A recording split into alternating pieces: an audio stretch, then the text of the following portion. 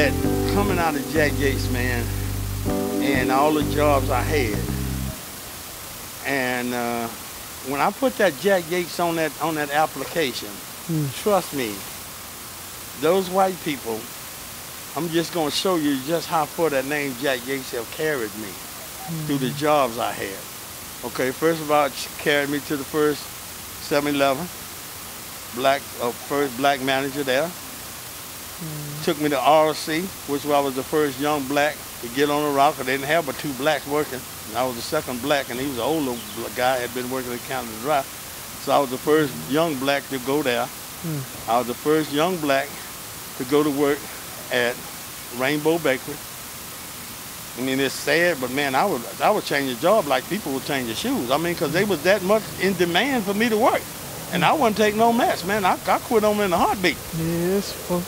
Wish it was like that today. Yeah, I quit them in a heartbeat because we was in demand. Especially a young black like me that had the experience, had to smile, and know how to get along with all the people. Right. Because see, you got a lot of racist black people around here too. This thing ain't just all about white folks. We got a lot of racist black people here that don't like a lot of white folks, which I know they might have their reasons for it, but the bottom line, they still racist. Got a question. So I looked at like, hey man,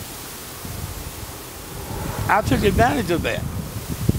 I took advantage. No, I was not an Uncle Tom, but I'll tell the white folks in a minute, man. No, I ain't your Uncle Tom. You got me mixed up with them other black dudes, man. I'm gonna do you this and I'm gonna do you that. I'm gonna make you laugh and make you smile. And so I had that personality that took me, but it was Jack Yates, then at Frito-Lay. Then I went to work with Budweiser. Then I went to work for the beer company. I went to work for Hillman Distributor, which was Schlitz. Then after I left out of the beer company, all these had high school Jack Yates, and trust me, this is what them people looked at.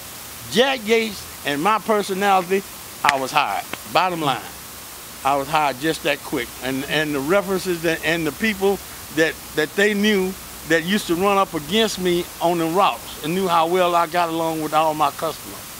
And how I made them smile, and how I made everybody smile, not just my customers, even the other route salesmen, because I don't know when I might need them for a reference for a job. And it helped. They got me in. Frito-Lay, they got me in. You know, and Frito-Lay was a different type of job, man. That was the first job, Jonathan, that I had that the white man told me I couldn't quit. You ever heard of that? No. Frito-Lay, Lay's potato chip, the man say, you can't quit. You got to give me a 2-week notice, Robert, before you quit. Because he was scared to go out there in that black neighborhood in 5th Ward and pull that route. Being a white boy, he thought he was going to get robbed. So he told me I had to give him 2 weeks so he can get some kind of black guy that he can train to go out there with him. And I told him, I said, well, look, Laney Benefield, if you was going, and I told him in front of the general sales manager, if you was going to fire my black self, you wouldn't give me no 2-week notice. No, I ain't getting no damn 2-week notice because I already got somebody else that's already in line that want me to go take a physical the next day. Because I never quit a job without having another job. You know? And it was all about Jack Yates. That name and that high school I finished from opened up a lot of doors in the late 60s. And then after the incident in the 70s, it was like starting a new life over again. You know, that's when I said, well, man, I always dreamed about being a disc jockey.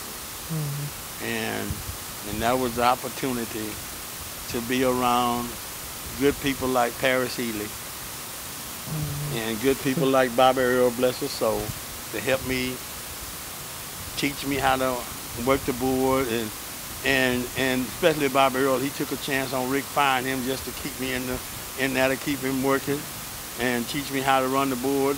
And Boogaloo George, who gave me an opportunity to be a radio figure behind him, and then being able to take KYOK to the next level. And the next level was being able to cross over.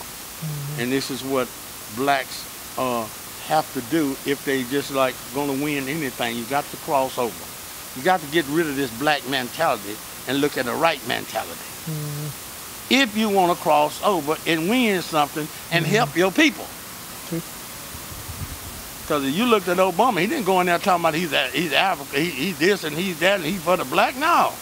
He first won himself over. He didn't talk about Martin Luther King. He talking about the great reverend. Now, once he got in office, then he started talking about Martin Luther King. Yeah. But this is what it was in the radio, working at KYOK. I had to get that radio station to take a different approach of how, and Rick Roberts was all for it, because it was Rick Roberts who trained me and always told me that, hey man, I don't want to be no nigger radio station. I don't want to be no cartoon that the white people listen to us to laugh and joke about. I want to be a competitor to them. And it was all then that right then I seen Rick Roberts' attitude. And being trained under the original Mr. Hutzel, who used to be the Hudson Harrigan at KILT, and listening to Top 40 radio. Then when I did get to be and have my own show at KYOK, my first ambition was to get some stabilized ratings. And once I got some stabilized ratings, then I was going over the crossover. And when I started crossing over, it made a lot of blacks mad. Because see, I was the first black to play the Eagles, Take It to the Limit. I was the first black to play Chicago, Saturday in the Park. I was playing that for the white boys playing it, and it's their music. Because I felt like, Jonathan, if they could play black music, why in the hell can I play the best of the white music? And that's what I done. I played Three Dog Nights. Hey man, I started playing Elton John. I was playing this music before they got a hold to it, because I knew when KILT Music Day was, and I knew if I get the music, and sometime I would have to go buy them records. But eventually, we were no longer a laughing radio station. Now we are a competitive station, especially when we beat KNUZ. And when I went after KILT and beat them, it was a thing that, hey, them guys over at KILT used to call the station, say, hey, Bobby, I got you on the air, man. You cooking, man. When did you get that Chicago, man? I said, yeah, you know, hey, man, I got it the other day. That's sorry, Bill Young. Bill Young was the program director at KILT. And they were been #1 station for years. So it was just idea of crossing over. Then I came out with this sound on sound, what they call it the mix today. Because I figured if you ran the music together, people wouldn't stop. They would keep beating. They would keep driving. They would get to their destination, and before they know it, they there.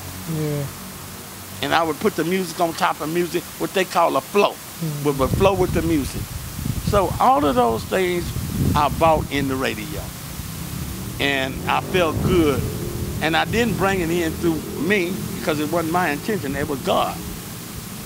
Because I had suffered enough. And God would let me, even today, live my dream. And I go today, every day, trying to help somebody. Just like all the people. And the best thing to me, other than radio, and I say this to my Facebook friends, man, is you all guys out there on Facebook. Man, y'all are the best radio stations I could ever have.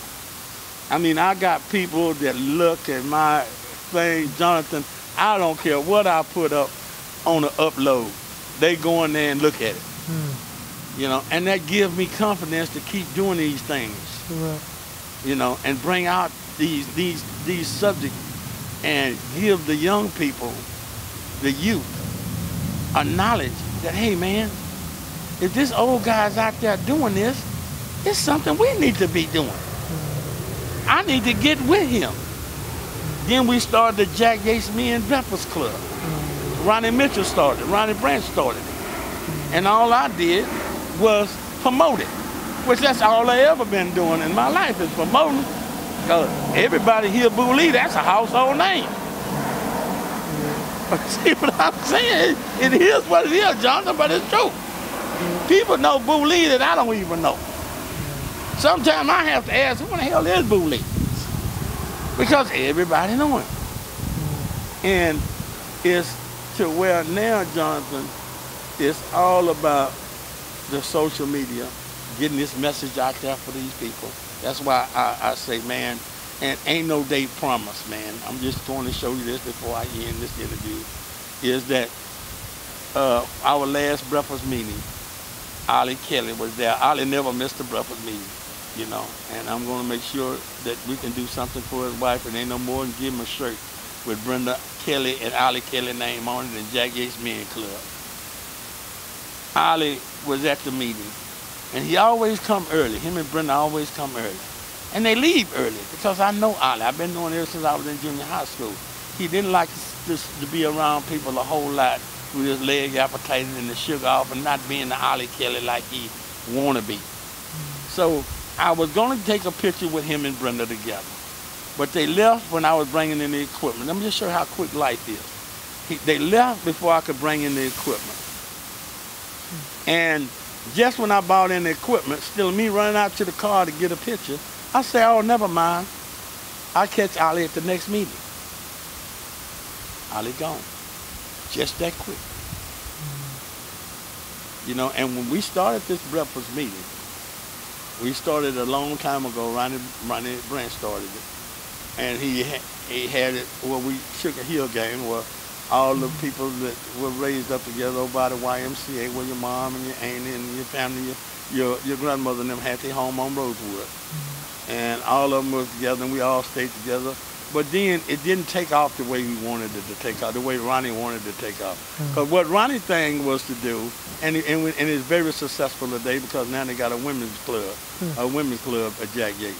What Ronnie's thing was to do was to be able to go out and show and let everybody come together without coming to a funeral. Just fellowship with each other. Talk about all the good things that God has did for them over the past. To see that young kids today grew up to be nice, intelligent young men like you.